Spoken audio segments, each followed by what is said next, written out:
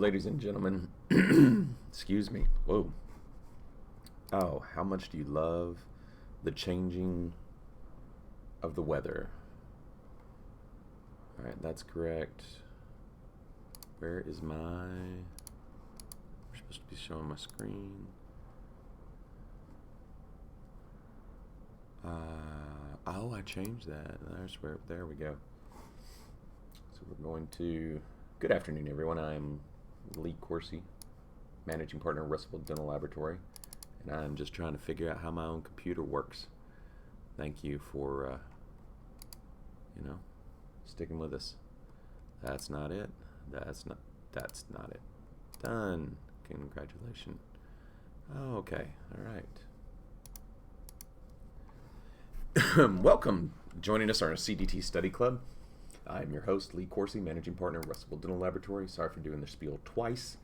We're going to get started tonight. If you are an RDL employee, excuse me, I hate when the heat kicks on.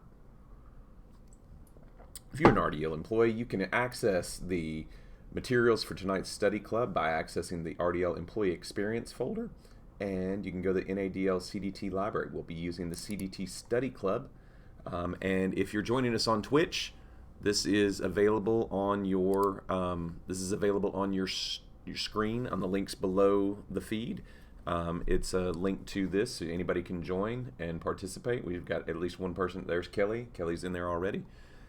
Excuse me. Our CDT Study Club is an attempt to get us all ready for the comprehensive exam. That's what we're studying for right now. Man, my throat is really not doing hot. I'm going to take some, pardon me just a moment. Here's my trusty stash of medicine.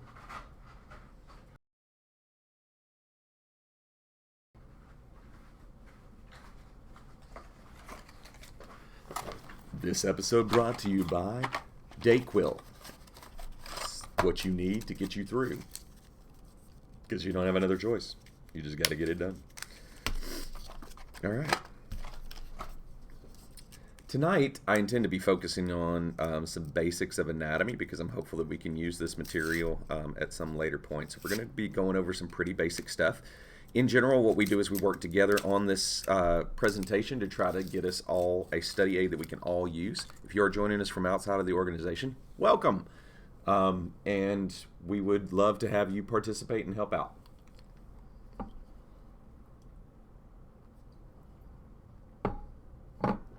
I know, Kelly, it's freaking killing me. Ugh. All right. So, study materials, primarily we use digitally. If you're already an employee, all these books are available. I've got some of them right here, right there, next to my desk, so you can see. I'm pointing, so it doesn't do any good if I point off screen. I've got some near me in the office. The big one that you've got is the Dental Laboratory Technology. This one, the U.S. Air Force Manual, and it is available in the NADL CDT library. You can actually just go here and go Air Force Manual V1 or Air Force Manual V2, and those are the manuals. Those are free and open source. This is not piracy. It's just the way it is. If you're working on a slide, it will show. So for example, let's go down here and sneak somewhere and see if Kelly's clicked on a slide already. Kelly, why don't you click on a slide for us? Click on slide 4 or something, if you don't mind. And then if you're available, if somebody clicks on a slide, you'll actually be able to see that they're working on that slide. You can see that you're both on that space. So anytime you run into something, it'll show that somebody's working on it. If you're gonna keep coming back to something, you can see that I can see that Kelly. Thank you, Kelly. You can see here that Kelly is working in real time with us. If you're working on a slide, you can do anything that you want to. You can make your own slides just by hitting this plus sign. If you're new to Google Slides, you can just hit the new slide here. It's going to make a new version of whatever the last one was. It appears this last one was blank. If you want to change the theme, you can go right here to Layout. So for example, you could go to Title and Body, and it would add in the title and body. Or if you were making a new slide, you can just come up here next to the plus sign, hit this little drop down, and pick the type of slide that you want to. You can also right click and cut, copy, and paste one or more slides. You can, for example, hold down Shift and select a group of slides, or you can hold down Control and select several guides or slides, and then you can cut, copy, paste, whatever you need to do. Okay, that's your lesson on Google Slides for tonight. So I'm gonna get started on anatomy stuff tonight, and I'm sure there's quite a bit of material in here already. Our presentation is laid out in sections. Let me see if I can go ahead and. Ooh, can we actually add sections? No, they don't let you add sections in here, do they? No. Okay. So you can see the parts of the study of the exam that we're working on. The biggest portion of it is on materials, but also anatomy and safe working conditions. Tonight I'm primarily going to be focusing on anatomy and some basic stuff there. Each one of the sections, it tells you below this, it tells you exactly what they're looking for. And on anatomy tonight, we're going to be talking more about tooth morphology and some of the basic anatomic landmarks. Okay, so whatever we can add into that. So this is, as far as the test is laid out, this is the second slide.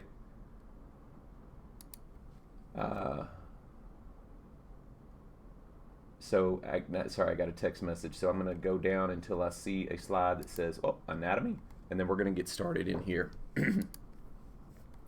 So, identify occlusal requirements, bilateral posterior guide. This one I'm still a little funky on, but we did find some information on it. And this is overly removables focus, so I should probably.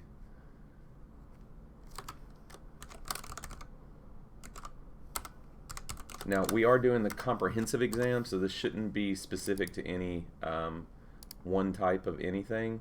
But I just do want to kind of highlight that this seems to be, since it's characterized wax up, occlusion is verified, it seems to be very much related to removables.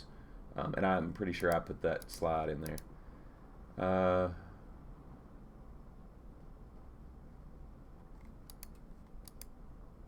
Yeah, I'm going to get in here and do some even more basic stuff. So some of the cooler slides are actually in this section. So I found some really good graphics that really highlight some of the more important muscles, and this is one of the bigger sections of the test. But I really want to get into more of the tooth morphology and things like that tonight. So you can add in animated GIFs. I thought this was really cool. PowerPoint used to have a fit with animated GIFs and stuff back in the day. So the fact that I could just right-click, copy, and paste an animated GIF into Google Slide, I thought was really cool.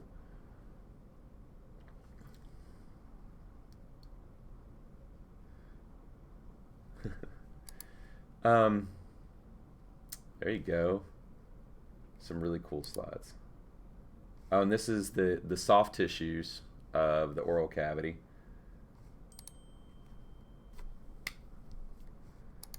All right.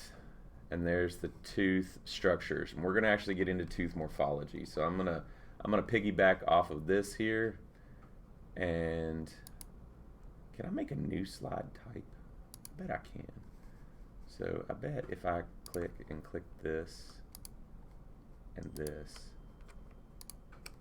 I can drag these over and then lay out. Yeah, I bet there's a way to do a slide.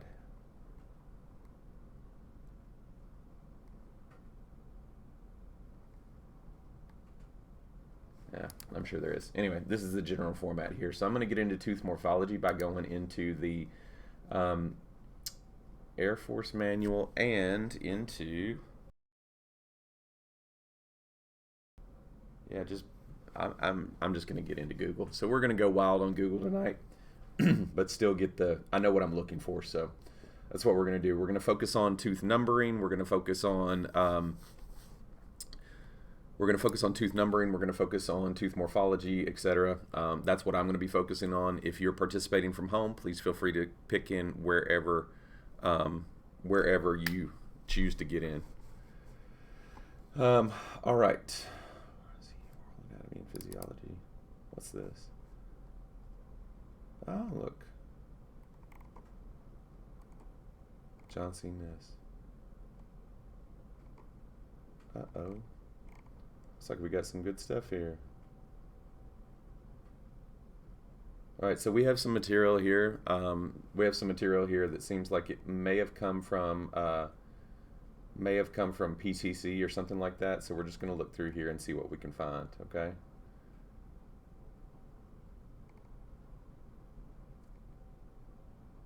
Oh yeah. Okay.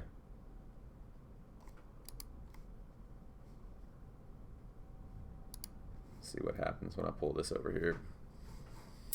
Boom, boom, boom, boom, boom.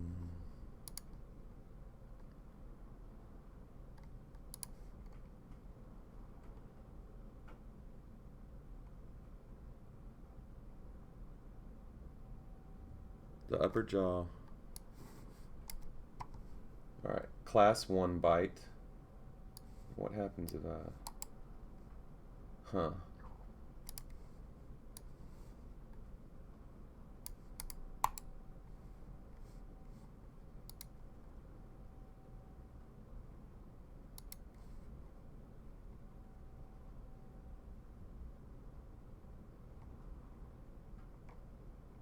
Oh, these are good slides. All right, so let's just go through this stuff, and we'll do I guess we'll do an impromptu lecture here. So can I make this full screen?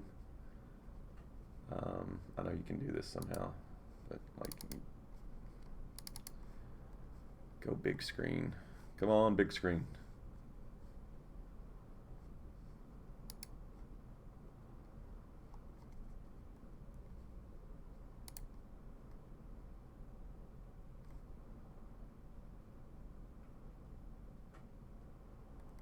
There we go. Read mode. All right, class 1 bite.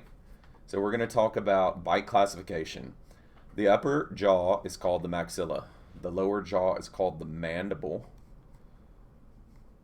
The mandible is free floating, basically. I mean, there's connective tissues, but it's hinged here. So when jaws develop normally, the lower anterior teeth position themselves so they are just behind the upper anterior teeth when the mouth is closed. The lower anterior teeth positions so they are just behind the upper anterior teeth when the mouth is closed. The lower cuspid is 1/2 tooth anterior to the upper cuspid. That is called a class 1 bite. So we see the upper cuspid, or in this case number 6, and then below that we see number 27. Yeah, and you see that 27 is slightly a 1/2 tooth ahead of number 6.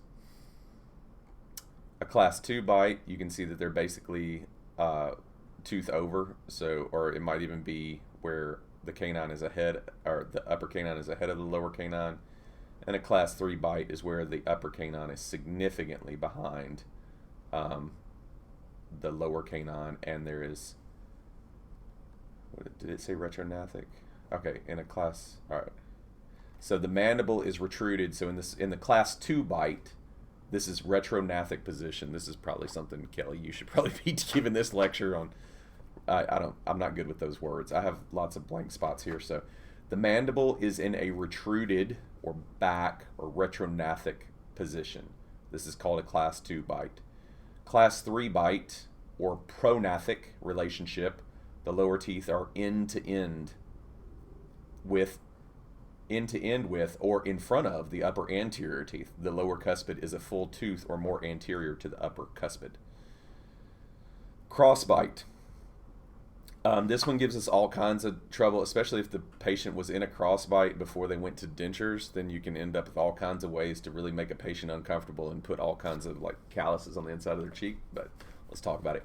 Crossbite. Another kind of abnormal jaw relationship is called a crossbite. And in a class 1 normal bite, as shown above, or to the right here, I guess, the buccal cusps of the upper posterior teeth are outside of the buccal cusp of the lower posterior teeth. So zooming in, you can see the buccal or cheek side cusp of these upper teeth is outside of the cusp of the lower teeth. And then in a crossbite, you can see that the upper buccal cusp or the outer cusp is in or inside of the lower buccal cusp.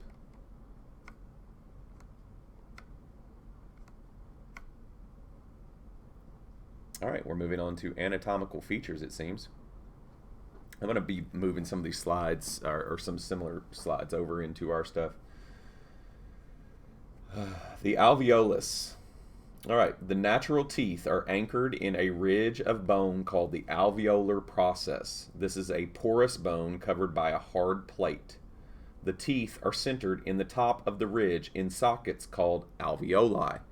A single socket is called an alveolus. So this is the alveolar process. The soft, spongy, porous bone that your teeth are anchored in is the alveolar process.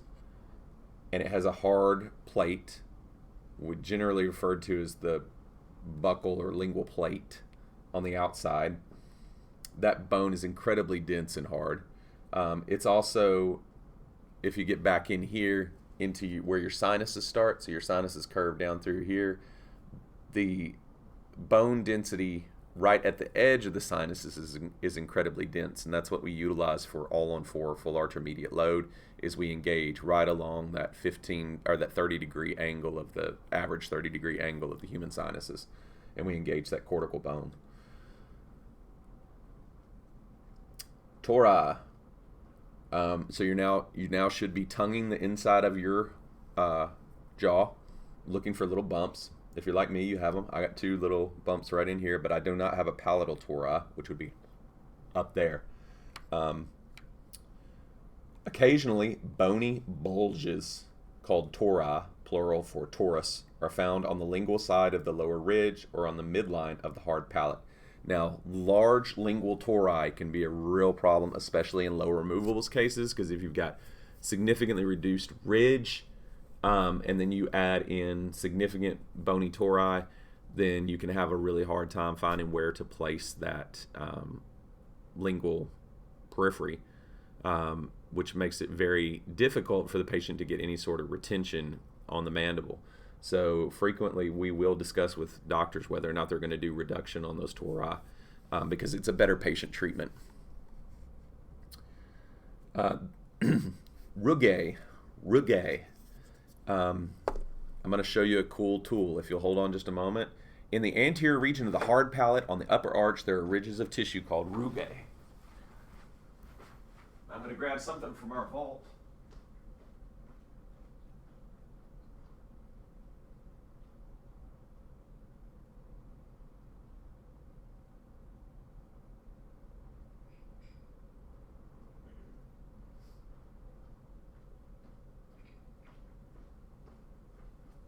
All right, so there are a number of, oh gosh, my throat sounds terrible. There are a number of hot button issues in the world of dentistry, but one of the oldest hot button issues is putting in a rugae, or the forms, the palate, the hard palate of your mouth that soft tissue takes over your mouth, putting that pattern into dentures. So I'm going to share with y'all a tool that has been here since, I don't know, forever. Let's see if this has got a date on it. The Kinson rugae former, which probably every lab in America has one. It's this little hockey puck looking thing here. And moving into our new facility recently, I was able to grab this and put it into our museum. But this is a rugae former where you heat a piece of wax, and I think you might be able to heat this. This is a solid material somehow, but you heat this up a little bit, or maybe this needs to be cool. You put some pink wax in here and you press this together. Just clamp that sucker down, and then you open it up and you can take out this wax form. You can kind of peel it out, and then you place that as a specific thickness into the palate of your denture, and that gives that the material, that this form that you're seeing here, it gives that. Now we use typically on doctors who want a rugae, and again, I said this is one of those weird hot button issues. Some patients will feel that in their brand new denture. They've never paid attention to the palate in their mouth at all, and they feel that texture, and it's more pronounced than what they ever had in the roof of their mouth, and they hate it. Some doctors will just say, just don't put it in there. They're getting a denture. It's not going to feel like anything. It actually does help with the bolus of food as it moves around in your mouth to have the rugae in there. It gives directionality to the. Just imagine you get a big ball of white bread in your mouth, and you're chewing that up. You just stuff that whole ball of white bread in your mouth, and that is your bolus of food, and it moves around in your mouth as you're chewing. These rugae patterns actually help deflect that food inward and continue to process that food as you're chewing. So they serve a function. They're not just the wrinkles in your mouth. This is not something you need Botox for, although it does sound. I'm gonna be a rich man now. Y'all can't have that idea. I'm gonna sell Botox for the roof of your mouth. Boom. Peace. I'm out. Here's the mic. This is a pencil, but here's the mic. Dropping it. All right. So yeah, that rugae, we actually use these preformed little wax patterns that you can find. No, it's mine. You can't have it. Preformed little wax patterns that we have in boxes of 50 out in the lab that we use, but we used to use this Kinson former, and I have had to use it as a wax up technician a time or two when times are hard. So that's the rugae. All right, retromolar pads, or the thing that we probably never ever get in an impression. Retromolar pads. At the posterior end of the lower arch, there are two pear-shaped bulges called the mandibular retromolar pads, or back of the molar. Retro meaning after the molar. The posterior of the lower denture will end there. Specifically, I don't think that's enough detail. Maybe it'll go into it more. Specifically, the end of the denture should go up 2/3 of the way up the retromolar pad. There's a whole graph thing we can do on it. The maxillary tuberosity, or the sinus bumps. At the posterior ends of the upper arch, there are bulges of the bone called the maxillary tuberosities, where the back of the maxillary tuberosity meets the throat. There is a notch called the hamular notch. And that's this little curve right here. So it's really clearly defined, especially if you have a pink model where somebody's taking a carving knife and really etched out your stuff there. But yeah. All right, moving on. The muscles. All right. Is it time for the skull? I think it's time for the skull. Do I still have skull? Yes. All right.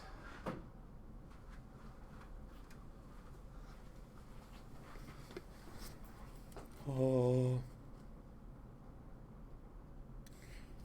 All right. So, your skull muscles.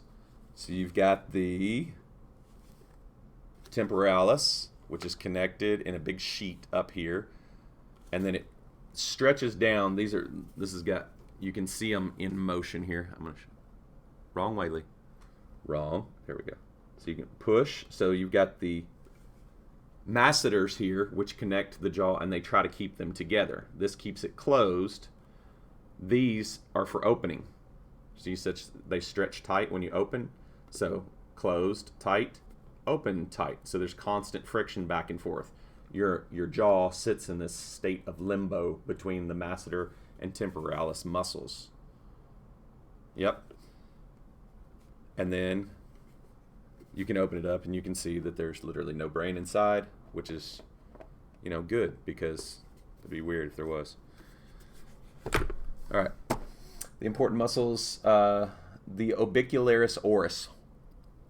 It's a fancy word for this ring of muscles that go around the mouth. The orbicularis oris. It presses against the labial surfaces of the upper and lower anterior teeth. The buccinator, not just in a Wild West movie. The buccinator muscle forms the muscle portion of the cheek. The buccinator is a very active muscle and contracts aggressively during chewing, swallowing, and speech. As it contracts, the curtain of muscle compresses the space between the cheek and the teeth, pressing the food out of the cheek onto the occlusal surfaces of the teeth. So that's that bolus of food we were discussing being moved around in your body, which is the whole the oral cavity, which is the whole point of having a mouth.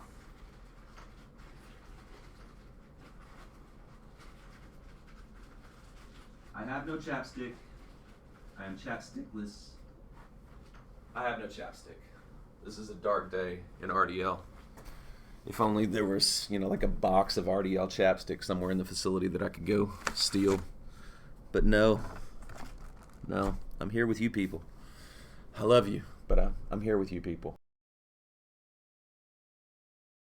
Yeah. There's some in Dallas. There you go. The buccinator muscle is attached in 4 places. The anterior insertion is into the orbicularis oris muscle at the corner of the mouth and into the lips. So the buccinator connects where we smile. You never asked me how I got the smile. I'm not a Joker fan, so. The upper cheek, the buccinator muscle is attached in 4 places. The upper cheek attachment is on the maxillary alveolar process buccal to the molars. Maxillary alveolar process, or ridge, buccal to the molars. So that would be right here. Or if we're looking at our buccinator, temporalis, buccinator. This one doesn't have the buccinator on it. It's like, it would be like right here, basically. So, right there. The lower cheek attachment is on the mandible buccal to the molars. So right here, you can see it right here, buccal to the molars. Any movement of the orbicularis oris causes some movement of the buccinator and vice versa. So in other words, that old adage about how many muscles it takes to frown versus smile, like that's, oh, well, if it takes 42 muscles to frown and 37 to smile, I'm going to smile. But yeah, technically, you have to engage all of these muscles. You can't just use your orbicularis oris. Although if you could figure out a way to just use your orbicularis oris, I don't know, you might be famous or something. The temporalis, the third muscle concerning the denture, is the temporalis, which is attached to the temporal bone on the side of the head at one end. Okay, so it's literally, that's this temporalis we talked about here. It's literally attached right here, and it's pulling from your skull. It's pulling your skull down. Also explains how, if you have chewing problems, how you can end up with a headache, doesn't it? At the other end, it is attached to the cornoid process down the front of the ramus of the mandible to the posterior end of the alveolar process. So that's that muscle attachment here. So that just means the back right here. Okay? It's connected to the back. Let's say that again. Down the front of the ramus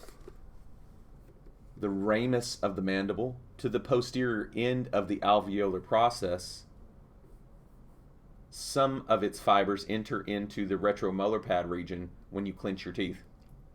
You can feel the temporalis muscle tense on the side of your head.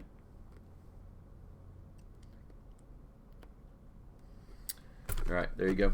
So just put your hand to the side of your head, think happy thoughts, smile, because it takes less muscles. Whatever. All right, the buccal pouch.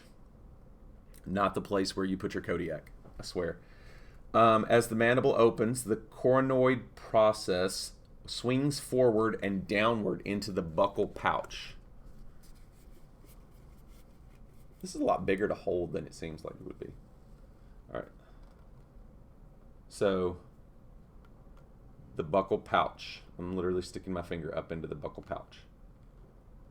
Right? Just disappears. This is the coronoid process right here. I'll turn it on this side. Coronoid process right here, this part right here, and you can see as you clench your teeth, whatever, it goes right into this buccal pouch. All right.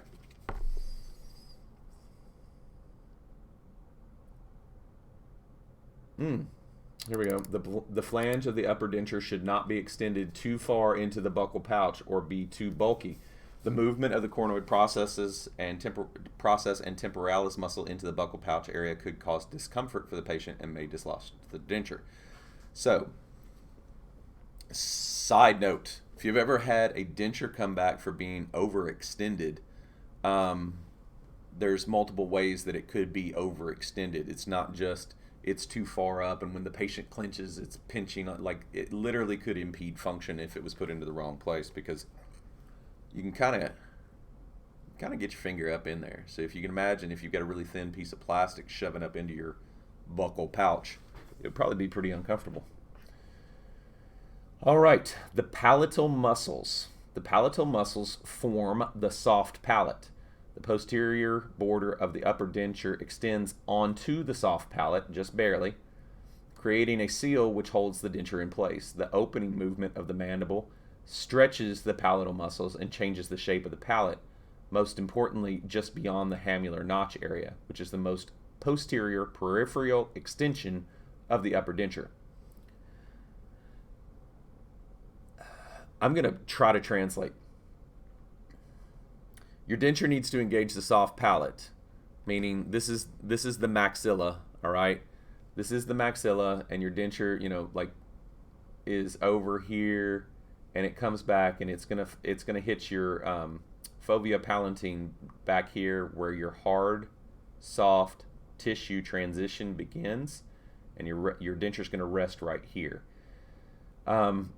What it's also saying is, if you open your mouth really wide, the muscles in your mouth will literally dislodge that connection right here, because this muscle is connected to that jaw. So you can almost feel it even if you don't wear a denture. You do that, you feel like the roof of your mouth do that motion. That's because that's connected. The lower muscles. In the lower denture space, the important muscle. This feels like it's a weird haiku. They wrote this in the lower denture space. The important muscles are the mylohyoid muscle. The important muscles are the mylohyoid muscle, the buccinator, and the mentalis muscles. We will cover those next. Cool. A little foreshadowing there. The mylohyoid muscle attaches to the lingual side of the mandible at the mylohyoid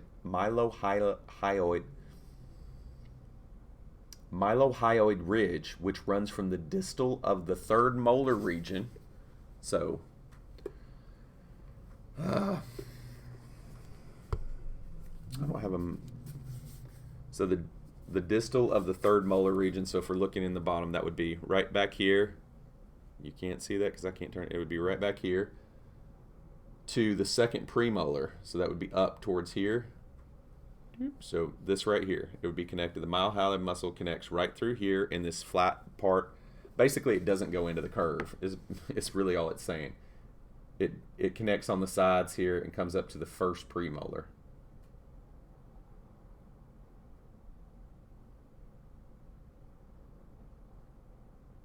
And this is joined to the sublingual gland and tongue rest. The hyoid muscle below the mandible. I'm going to switch over to our other view so that we can look at this.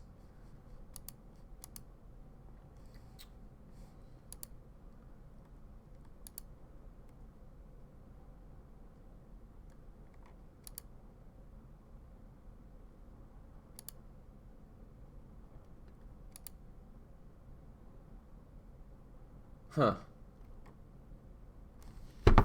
All right, it's time to do. I'm sorry, I need more information on the mylohyoid.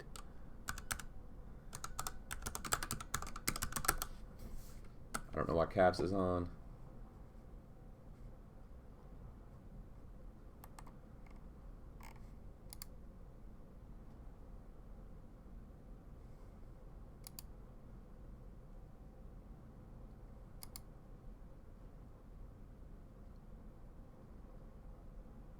All right.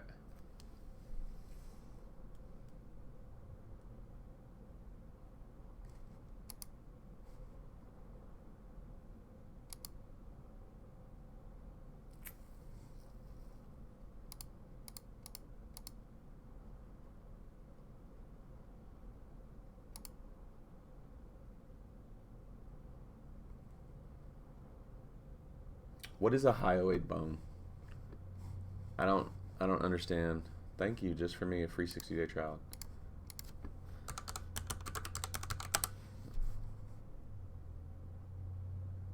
your throat bone. The hyoid bone. The hyoid bone is a small U-shaped, horseshoe-shaped, solitary bone situated in the middle of the neck, anteriorly at the base of the mandible, and posteriorly at the side of the fourth cervical vertebrae. Oh my gosh. Gross. It's just hanging there. Huh, weird. All right. What is the function of a hyoid bone? To protect your throat. Carrying the weight of the tongue and playing a vital role in speech and swallowing. At birth, the hyoid bone is made up of 3 unconnected bones. Over time, these bones may or may not fuse to form a crescent-shaped structure. That is weird. So I did not know this. We've all learned something, I assume, because I learned something, that you've all learned something.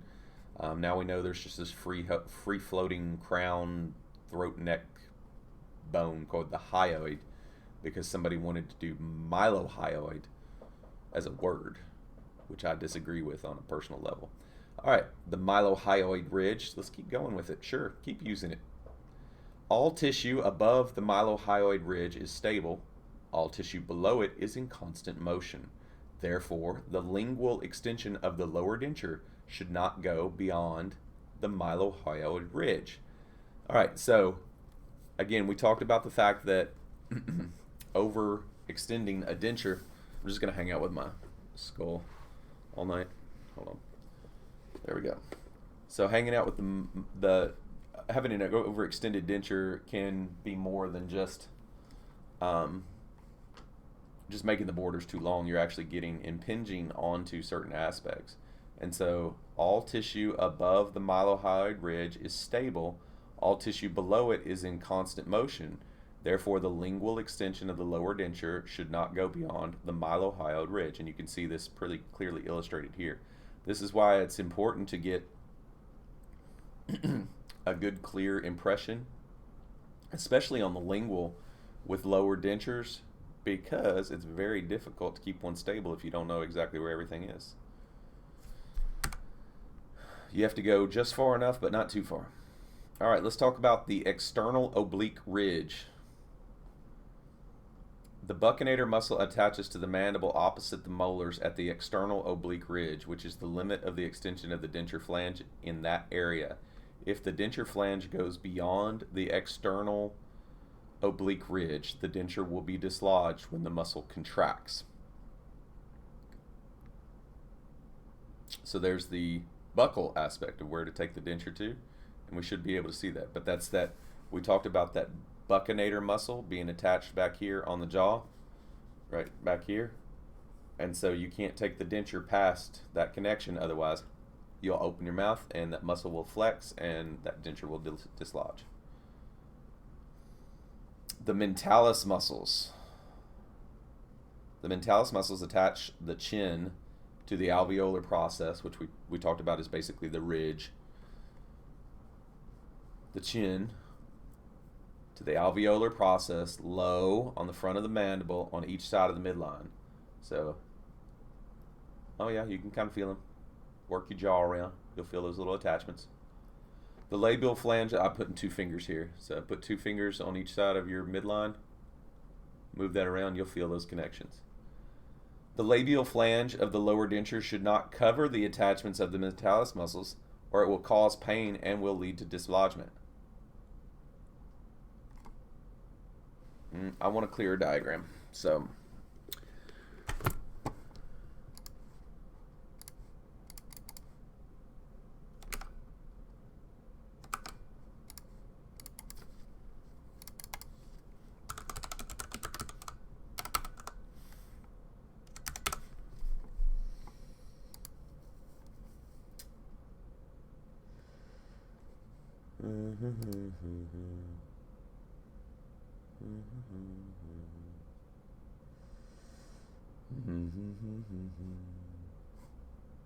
all right. The mentalis muscles attach the chin to the alveolar process low on the front of the mandible. The labial flange of the lower denture should not cover the attachments. Alveolar process.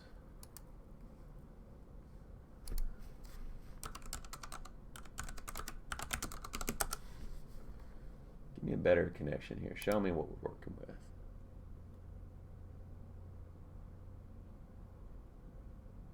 Oh, okay. All right, so this shows, there you go.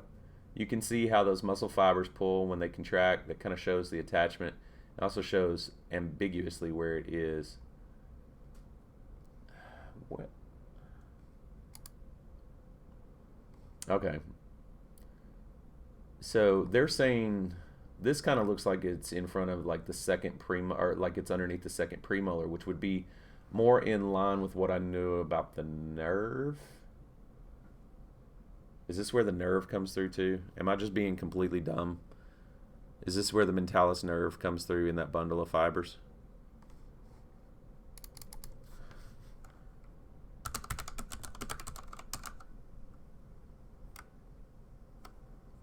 Mandibular nerve canal.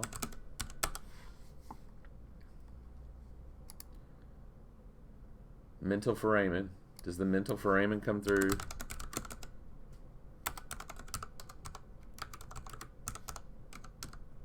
Does it come through the attachment?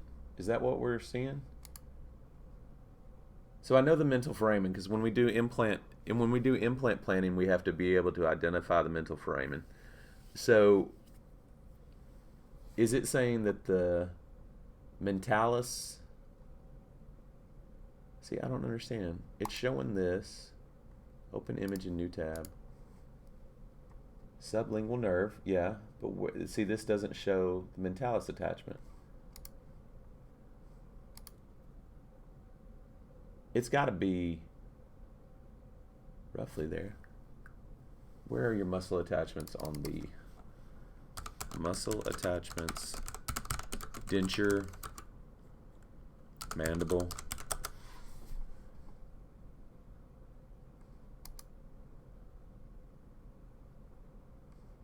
Okay, so it is saying straight up right in the middle. So it's like the...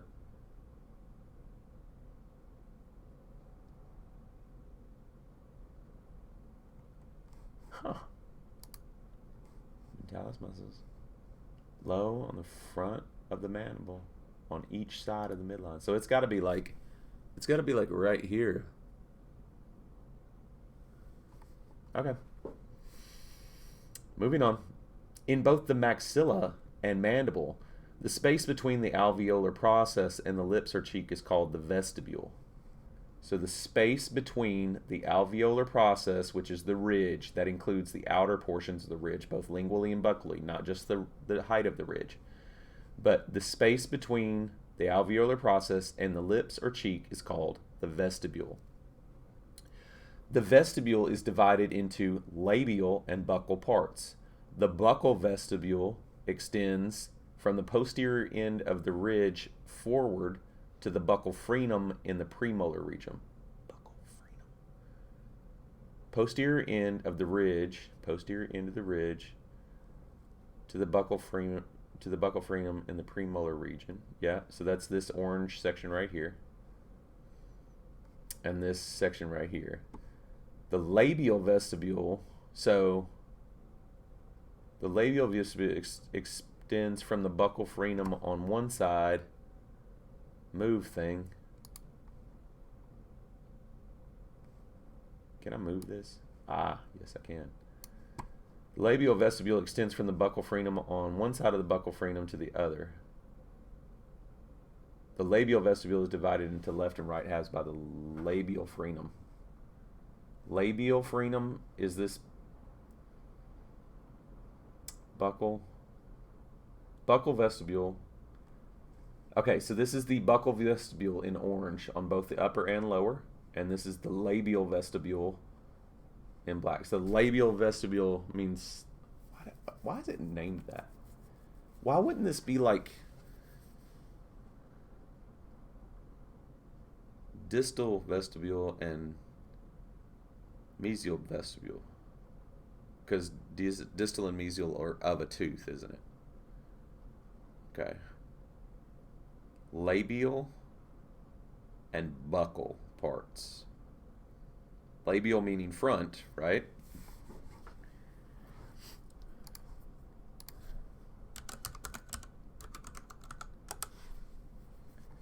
relating to the lips. Labial meaning relating to the lips. So, labial meaning related to the lips. That makes a lot more sense then. All right. Labial vestibule is the portion behind the lips. Buccal vestibule is the part by your molars. Bone resorption. What slide we on? 34, 74. Okay. It is 6:45. We have about 15 minutes left in our session for this evening. It is buccal, cheeks, labial, lips. Buccal, cheeks, labial, lips. Buccal means cheeks. I thought buccal, it does mean... I 100% believe you. I need to see the definition for myself so that I can memorize it, because I thought I had that one in my head.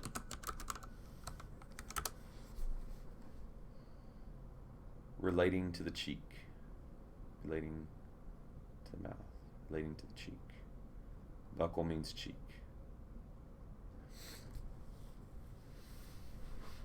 You know, I wish I knew somebody that had a big printer that could just do a big, you know, anatomy lesson on a big printer and put that up so everybody could work on the same definitions. That'd be cool.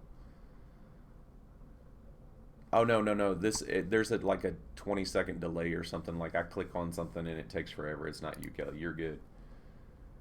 All right. Bone resorption. In this section, we will look at how the shape of the supporting bone changes after the teeth have been removed. All right, the residual ridge. When the teeth are removed, alveoli or sockets are left in the alveolar process. These sockets gradually fill with bone and become rounded on top to form the upper and lower residual or leftover ridges on which the denture are placed. Ordinarily, the residual ridge is ovoid in shape, as is shown here. The residual ridge can also be called the edentulous ridge or the alveolar ridge. Calling it the alveolar ridge seems a little redundant, but over time, the cortical plate. Sometimes when a tooth is extracted, part of the cortical plate, the hard outer shell of the alveolar process, breaks away with the tooth. For example, the shell will often be extracted with the cuspid. That leaves a depression that changes the shape of the arch from ovoid to tapering on one side.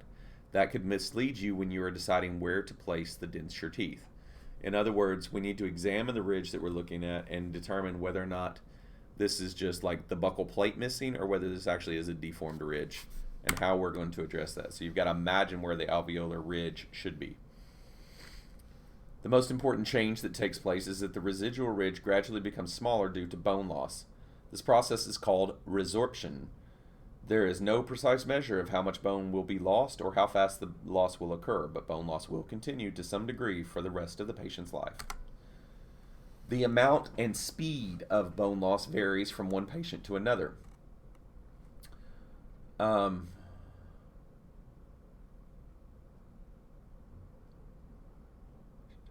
It depends upon the general health and nutrition of the patient and upon how much the dentures abuse the tissues covering the bone. Rapid resorption is usually caused by the continual lateral pressures on the bone from ill-fitting dentures. Just feels like they're shifting the blame a little bit there. I just don't, I don't get it. That's a joke for anybody watching at home, which should be all of you. If you're watching from inside the office, it's just weird. Just come in and say hi. God, I need some chapstick. I know there's some in Dallas's office, but I'm not going to get up and go get it. I was just really hoping there was some more on my desk. I think Cody, I don't think Cody's here, so he's not going to tell me to not use chapstick and that it's the devil. But you're right, Cody, it is the devil. But my lips really hurt right now. The maxilla resorbs mostly from the buccal and the labial. The mandible resorbs mostly from the lingual, widening the mandibular arch. The mandible resorbs mostly from the lingual, widening the mandibular arch until eventually a crossbite develops. It is not uncommon for the entire lower ridge to deteriorate until it is level with the floor of the mouth, so it is difficult to find any residual ridge at all. Let's take a look. Mandibular, that's how you spell it, with a Y and a K. Resorbed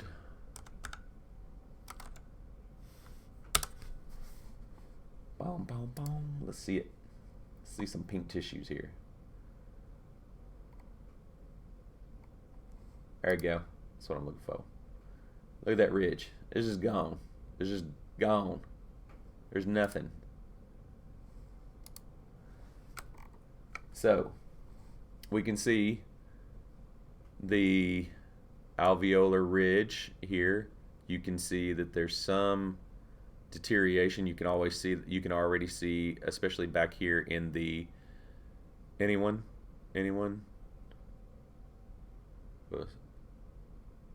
maxillary tuberosities. You can see that they're reducing gradually, but the real shocker here is you can imagine this was probably 4 or 5 millimeters higher at one point, and basically you're gone to nothing in ridge right here. Like just maybe a bump. You could run your finger across it and go, yeah, that's the ridge, but good luck putting a nerve or putting a denture on it. Oh, what does it say here? The patient suffered from severe mandibular alveolar ridge resorption and complaint of denture instability during talking and mastication. Eventually, that they will just hit that mental foramen down here. You can already see the attachment starting to like be visible through the soft tissues. They'll just get to that mental foramen down there, and anything that they put on there is just going to sit on that nerve, and it's just going to hurt all the damn time. So, implants are your friends, ladies and gentlemen. All right, 651, we're going to go through anatomical landmarks. We've made it to slide 41 of 74 for tonight, but this is exactly what I meant to do, so we're going to keep going. Landmarks on your cast. The casts of the upper and lower jaws that are made from the dentist's impressions contain several landmarks, mostly muscle attachments, that will help you design the denture for best fit and stability. These landmarks do not change their positions no matter how much of the ridge is lost. If there has been very little bone resorption in the lower ridges, some of these landmarks may be difficult to see. Ain't nobody got two little dots like that. Anyway. The labial frenum. At the midline, in the front of the lower cast, is the labial frenum. Labial meaning of the lips. Thank you, Kelly. Buccal meaning of the cheeks. At the midline in the front of the lower cast is the labial frenum. Frenae are folds of tissue that attach the lips or cheeks to the alveolar ridge. The mentalis muscles, okay, now they're clearly defined there. So we see them on either side of the midline. They are very close, roughly around 23, 25, somewhere in that range. On each side of the labial frenum near the point of the chin are the attachments of the mentalis muscles. The mentalis muscle attachments are most clearly visible when the resorption of the alveolar ridge is extensive. The little bulges denoting these attachments are sometimes mistaken for the residual ridge itself. If you cover them with the denture paste, it will cause the patient great discomfort. All right, so we basically got, So we got 4 attachments on the mandible then. So we've got these two up here where the mentalis connects, and then we've got the buccal frenae. In the lower vestibule, there are 2 buccal frenae, one on each side, which attach the cheeks to the ridge. The buccal frenum separates the labial vestibule from the buccal vestibule. So 1, 2, 3, 4 muscle attachments that have to be relieved in your denture.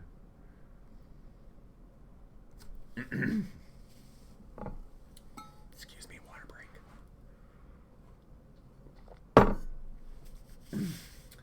Posterior to the buccal frenum on each side at the lowest part of the buccal vestibule is the external oblique ridge, which is the insertion of the buccinator muscle to the mandible. It extends in a straight line downward and forward from near the retromolar pad, which is right here. You can feel it easily with your finger, and it will show up very well on a properly extended cast. The retromolar pad is probably not present in your impression, but if it is, at the posterior end of the lower ridge is a pear-shaped pad of tissue about 8 to 10 millimeters long called the retromolar pad. It is narrow toward the anterior and wider toward the posterior, and it covers the insertion of the temporalis muscle. Let's see if I've got a good model here. Scanning the environment.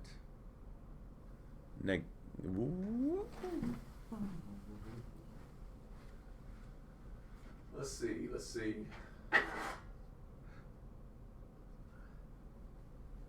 No, unfortunately, Unfortunately, all I have are examples of things where people did not capture the retromolar pad, so, you know, I'll find something else and we'll talk about it next time. The retromolar papilla, the anterior third of the retromolar pad, is called the retromolar papilla. It is a small bump about the size of a match head at the end of the alveolar ridge. It is sometimes rather hard to see. The retromolar papilla is made up of fibrous tissue. It is the only part of the retromolar pad that is stable, so it is the only part that should be covered by the denture base. So it's 1/3 of the way up the retromolar pad. Retromolar pads are unstable. The rest of the retromolar pad is covered with mucous membranes and muscle fiber supported by fatty tissue. It will not help to stabilize the lower denture. In fact, if the lower denture base covers this area, it can interfere with the posterior heel of the upper denture in a protrusive movement.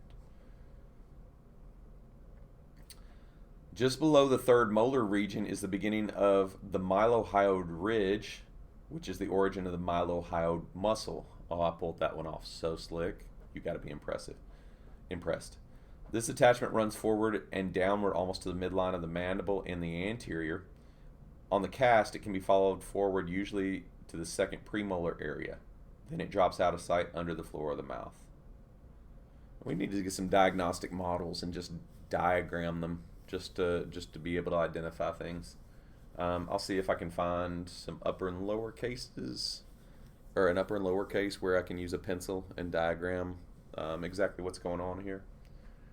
So the retro, or behind, mylohyoid space, the posterior to the mylohyoid ridge and below the retromolar pad, is an area called the throat form, or the retromylohyoid space. The lingual frenum at the midline on the lingual side of the alveolar ridge, at the midline, which means right here, on the lingual side, which means behind where the tongue is, behind the ridge where the tongue is the lingual frenum, which attaches under the tongue. That thing right there, that you've probably at least once in your life somehow managed to hurt. Yep. The labial frenum on the maxillary cast, there are a few visible landmarks that need to be noted. In the anterior is the labial frenum, which is this muscle attachment right here. I've actually had mine disconnected, and if you've had any ortho work, you may have had yours disconnected. I had a orthodontist who seemed to think it was the reason for this rather large space between my two front teeth, but apparently it's due to the fact that I don't have any second or third molars, so they just kind of drift all over the place, and I get a signature smile. The buccal frenae, lateral to the labial frenum on each side of the maxilla, is the buccal frenum, which separates the. We already went over this. We talked about there's four. No, this is on the maxilla. The buccal frenum. So there's a central muscle attachment, and there's two buccal frenae, buccal frenum, that need to be relieved. And then you've got the buccal pouch, which we talked about from the skeletal formation, which is where this ridge runs over, and you've got this little spot that you can basically stick your finger up in there right now if you wanted to. I don't do it. It doesn't feel good. That'd be a terrible way to spend your time. And the maxillary tuberosity. Next comes the maxillary tuberosity, the rounded bulge at the posterior end of the maxillary alveolar process. Sometimes this bulge of bone is so large that it must be reduced surgically before dentures can be made. In such cases, it is called a bulbous tuberosity. And then the hamular notch, as we discussed before, is behind the maxillary tuberosity. Update screen. What you doing? All right. And then the hard palate, right around this line is where your hard palate, so it's kind of like right through there, somewhere in there. I probably overextended a little bit. You can kind of see the line right here. And then the soft palate, there's our butterfly shape. So that's kind of where, if you've seen a post dam carved into a model, that's what they're doing, is they're trying to really identify where the soft palate is. And then the fovea palatine, which are never this visible. They're very small, almost imperceptible bumps. You just have to know where they are. All right. that is going to end our course for this evening. We are on slide 61 of 74, and I think I've got a few more of these presentations that I can work with.